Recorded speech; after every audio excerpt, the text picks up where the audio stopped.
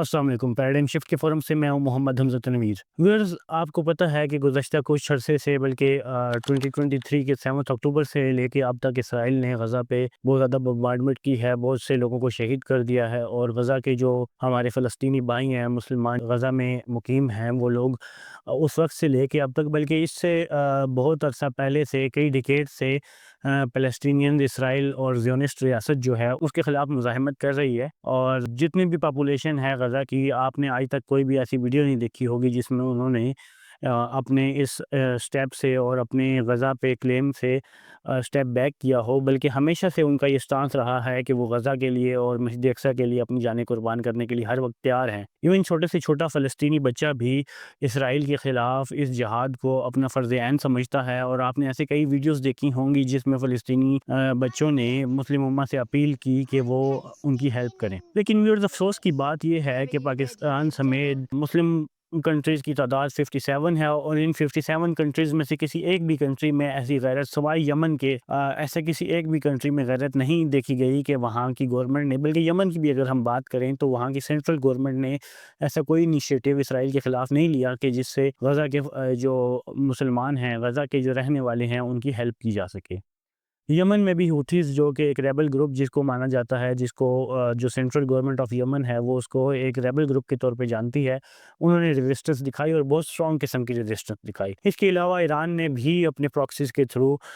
غزہ کے لوگوں کی اور فلسطین کے لوگوں کی ہمیشہ مدد کرنے کی کوشش کی ہے۔ لیکن اس کے باوجود اگر ہم پاکستان کی بات کریں یا دیگر کسی بھی مسلم ملک کی بات کریں تو کسی بھی مسلم کنٹری نے آج تک غزہ کے مسلمانوں کی مسلح امداد کرنے کی کوشش نہیں کی۔ ویورز، اگر بات کی جائے تو پچھلے کچھ عرصہ میں اگر ہم دیکھیں تو غزہ پہ یہ بمباری جاری تھی، اور اس وجہ سے بہت سے فلسطینی شہید ہوئے، جن میں اکثریت عورتوں اور بچوں کی ہے۔ تو یہ ایکسپوز کرتا ہے اس ریالٹی کو کہ جو یو ایس اور ویسٹرن جتنے بھی کنٹریز ہیں، ان کا ایک کلیم ہے کہ وہ لبرل کنٹریز ہیں، اور ہیومن رائٹس کے حوالے سے وہ اپنے آپ کو چیمپئن کہتے ہیں، اور ان سارے سوڈو لبرل کنٹریز کو، ان کی ہپوکریسی کو ایکسپوز کرتا ہے ان کی جو سپورٹ ہے اسرائیل کو in its war crimes in Gaza. اب اگر بات کی جائے پاکستان کی، تو پاکستان میں بہت سی مذہبی سیاسی جماعتیں ایسی رہی کہ جنہوں نے ان 1.5-2 سال کے عرصے میں فلسطین کے حق میں بہت سی آواز اٹھائی۔ اس میں ہم بات کریں تو ٹی ایل پی کے ساتھ رضوی صاحب، اور اس کے علاوہ جماعت اسلامی کے سینیٹر مشتاق غنی صاحب نے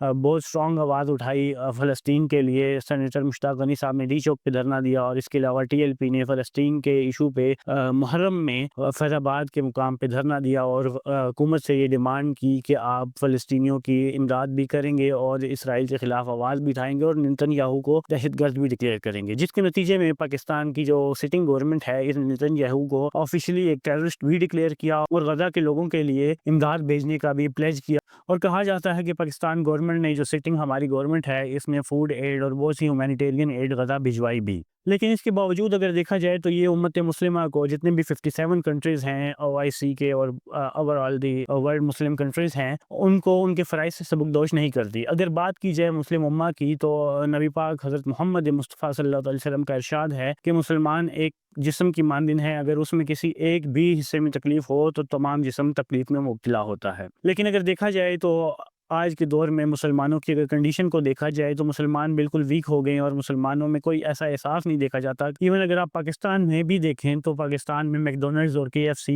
کی جو برانچز ہیں، اور اس کے علاوہ بھی جتنی اسرائیلی پروڈکٹس ہیں، ان کو کھلے عام یوز کیا جاتا ہے، اور KFC اور میکڈونلڈز کی بہت سی برانچز پہ، بہت سی فرینچائزز پہ آپ کو رش دیکھنے کو ملے گا۔ تو اب اگر ریسنٹ سچویشن کی بات کی جائے تو اخوان المسلمین کے علماء نے بھی یہ فتویٰ دیا ہے کہ تمام مسلم امہ پہ واجب ہو چکا ہے کہ وہ فلسطین کی مدد کریں اور مسلح جہاد کریں اسرائیل کے خلاف۔ اگر ہم پاکستان کی بات کریں تو گزشتہ دنوں ہمیں ایک بہت ہی خوبصورت صورتحال دیکھنے کو ملی کہ جہاں مولانا فضل الرحمان کے زیر نگرانی اور زیر اہتمام تمام ہی مسالک، جس میں شیعہ، سنی، دیوبندی، وہابی اور اہل حدیث مقطوع فکر سے تعلق رکھنے والے جید علماء کرام موجود تھے، اور ان سب علماء کرام نے متفقہ طور پہ یہ ڈیسیجن لیا ہے، جس کو مفتی منیب الرحمان صاحب اور مفتی تقی عثمانی صاحب نے اناؤنس کیا کہ پاکستان سمیت دنیا کے تمام ہی مسلم ممالک پہ اسرائیل کے خلاف جہاد کرنا واجب ہو چکا ہے، اور اب it is the right time کہ پاکستان ان تمام ممالک کے خلاف جہاد کرے۔ پھر یہ ایک بہت ہی اچھی ڈیولپمنٹ تھی اگر ہم بات کریں علماء کے حوالے سے یا مسلم امہ کے حوالے سے۔ لیکن اس کے باوجود بھی میرا نہیں خیال کہ آنے والے وقت میں پاکستان کی فوج یا کسی بھی کنٹری مسلم کنٹری کی فوج ملیٹریلی انٹروین کرے گی اور اسرائیل کے خلاف کوئی ملٹری اقدام کرے گی۔ اگر ایران کی بات کی جائے تو ایران بھی اس وقت بہت سے مسائل کا شکار ہے، اور ایران کی فائنینشیل کنڈیشن اور ملٹری کنڈیشن بہت زیادہ ویک ہو چکی ہے، اور وہ بھی اسرائیل کے خلاف کوئی خاطر خواہ ریزسٹنس نہیں کر سکتا۔ تو ویورز، میری آپ سے اور پیراڈائم شفٹ کی ٹیم کی آپ سے یہ اپیل ہے کہ آپ اسرائیلی مصنوعات کا، اسرائیلی پروڈکٹس کا، KFC کا، میکڈونلڈس کا، یونیلیور کا اور جتنی بھی ایسی کمپنیز ہیں جو کہ اسرائیل کو